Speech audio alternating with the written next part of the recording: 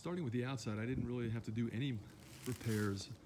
The truck was not used in the rust belt or anywhere where they would apply salt to the roads. So the underbody, rockers, everything is in excellent shape. No rust whatsoever. Moving inside, the shift linkage wasn't working properly. So this little needle was pointing at different locations versus the actual gear that it was in, and that was due to a couple reasons. There's a little plastic device underneath that adjusts the location of that pin, and it was damaged, broken. And then I also had a problem with the shifter being connected properly. There are two bolts that hold this underneath the steering column that need to be tightened, and then use Loctite to keep them in place.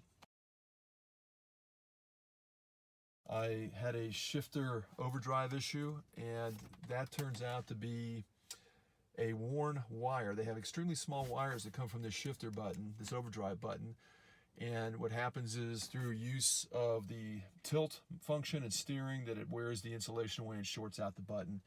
You'll just need to take that apart, fix the wire, and you're good to go. The express window wasn't working. I took this control button out and I sprayed it full of CRC cleaner, cleaned it out nicely, probably some corrosion and sweat from the previous owner got in there, and it works perfectly. The remote control mirrors didn't work, so the switch had to be replaced. Very cheap, I think 12 bucks on Amazon, 15 bucks. Notorious for these F-150s is also the requirement to replace the rear window when they start leaking, which is, it seems to be inevitable for any vehicles, any of these F-150s that see a lot of time outdoors. And the same problem with the front windshield, where the sealing surfaces, at least on mine, rusted and allowed water, rainwater, to come in around the windshield, leak down this A-pillar, and actually cause problems under the dash. Can affect your gem module.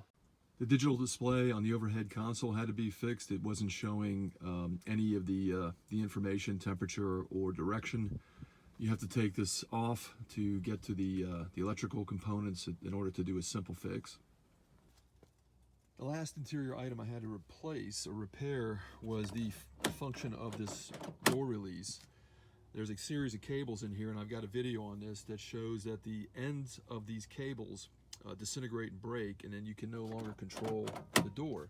This happened on both of my doors.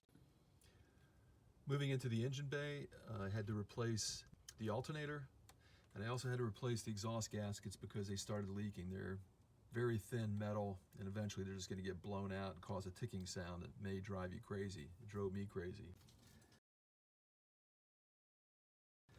I also had to replace all 8 coils. The coils, once they start going, they all go.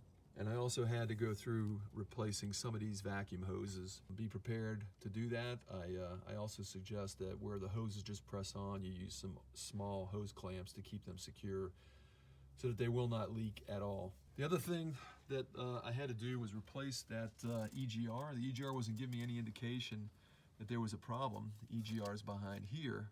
But the pintle was actually leaking. You'll see that in another video where I had a lean condition issue with the truck, and the pintle on that EGR was causing the leak, as well as this air temperature sensor. There was a leak coming through here, which caused additional air to indicate that there was a lean condition and the engine was having to dump more fuel in order to keep up with the air that wasn't being metered.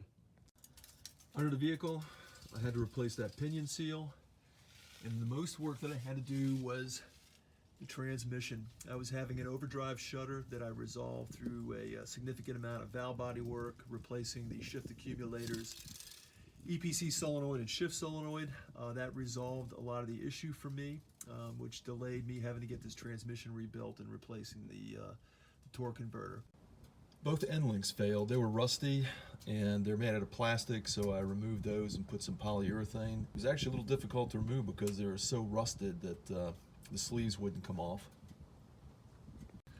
The boot on my CV joint failed, had a split in it. Instead of just replacing the boot, I decided to replace the entire CV joint. Given the mileage and the cost, they're only 50 some odd dollars.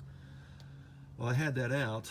I replaced the upper control arm, both ball joints here, tie rod ends, inner and outer, and I also replaced the idler arm for the steering. Last item underneath here, I replaced the ABS sensors. They both started getting weak, giving me ABS codes, so I just went ahead and replaced them. And again, that's a very cheap item. If you're doing brake work, then you might as well get these replaced if you have a high mileage vehicle, because you have to take the brakes apart to get to them anyway. As I was editing this video for posting, I realized I left out one big item, and that was the timing chain replacement. I've got a video series on that. I replaced this because I heard some chain slap at startup that went away after the engine warmed up, and it wasn't something that would keep me from driving the vehicle. In fact, nothing that I had mentioned in this video would keep the vehicle from running. But while I did replace the timing chain set, I also replaced the oil pump just to make sure I had the oil flow that I needed, and I actually upgraded it to a high volume oil pump. You might say, I don't want an F-150, but I'll be honest with you, these are tough trucks. The ride is good. I haven't had to mess with the ride.